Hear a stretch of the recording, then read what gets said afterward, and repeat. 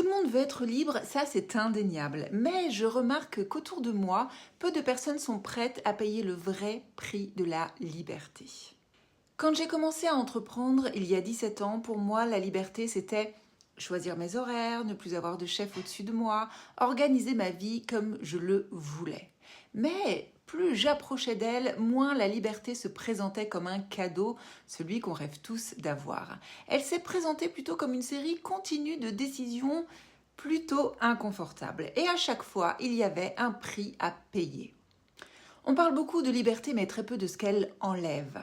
Quand tu deviens libre, tu n'attends plus constamment des validations de l'extérieur. Plus rien ne te protège. Tu n'as plus de salaire, tu n'as plus d'aide, plus de cadre qui te sécurise, plus personne qui parfois te protège même de tes propres choix, plus personne qui te dit par quoi commencer le lundi matin. La sécurité ne vient plus de l'extérieur, elle doit venir de toi. Parfois même, la liberté te retire l'approbation de ton entourage.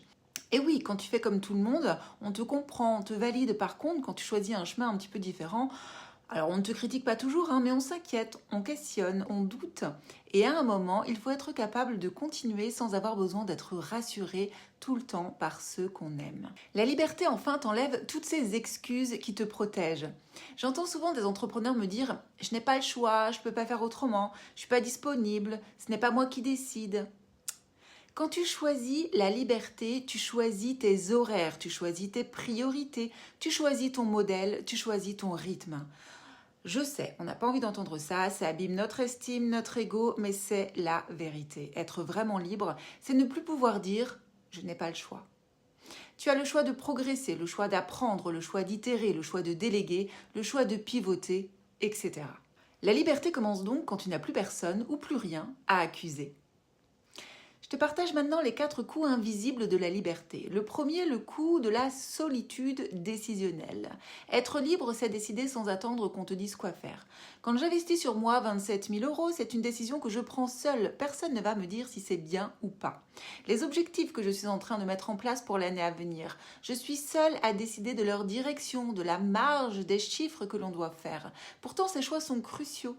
Quand je recrute quelqu'un, je ne sais jamais si je fais le bon choix. En tout cas, pas sur le coup. Personne ne me dit « Oh là là, attention, il y a un gros red flag, ne travaille pas avec cette personne. » Ou alors « Hey, regarde, elle, il faut qu'elle intègre l'équipe absolument. » La liberté, c'est quand personne ne te dit si tu as raison.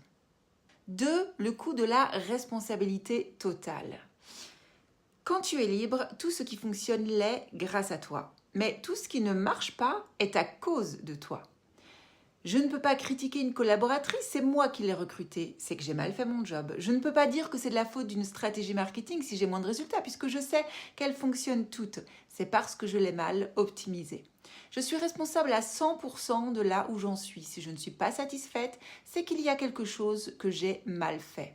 C'est inconfortable, mais quand on ne se plaint plus, on prend notre responsabilité en main et c'est là que l'on peut progresser plutôt que de donner le contrôle à d'autres sur nos vies.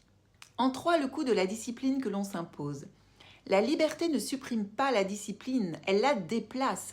Quand tu es salarié, on te donne un cadre, un process, des objectifs, des tâches à faire. Quand tu es à ton compte, il faut toujours un cadre, un process pour arriver à tes résultats. Il faut toujours une discipline pour atteindre tes objectifs. Et c'est à nous dorénavant de nous l'imposer. Que cela nous prenne 5 minutes ou 4 heures dans la journée, nous devons atteindre nos objectifs annuels, trimestriels, mensuels, hebdo et journaliers. La liberté a un coût, celui aussi de faire des tâches que nous n'avons pas forcément envie de faire. Tu ne peux pas être entrepreneur et ne pas prospecter. Ou à défaut, mettre en place un modèle économique qui t'évite de le faire toute l'année et une stratégie marketing puissante qui t'évite d'y passer plus d'1 heure par semaine.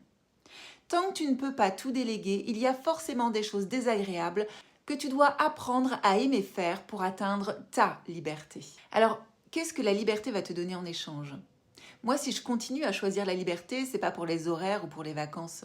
C'est pour pouvoir dire non, c'est pour pouvoir choisir mes projets, m'amuser sur de nouveaux, c'est pour décider de mon rythme, c'est pour gagner enfin confortablement ma vie, c'est pour ne pas négocier mes valeurs, c'est pour choisir les personnes avec qui je travaille, c'est pour créer mon propre environnement, mon propre écosystème qui me ressemble. Et surtout ne plus vivre une vie que je subis, mais bien décider de chaque heure et l'assumer pleinement. Si toi aussi tu veux être libre, tu peux te poser cette question-là. Qu'est-ce que je ne suis pas encore prête à perdre ? Parce Parce que la liberté ne se décrète pas parce que l'on est à son compte, elle se construit et parfois durant des dizaines d'années. Prends soin de toi.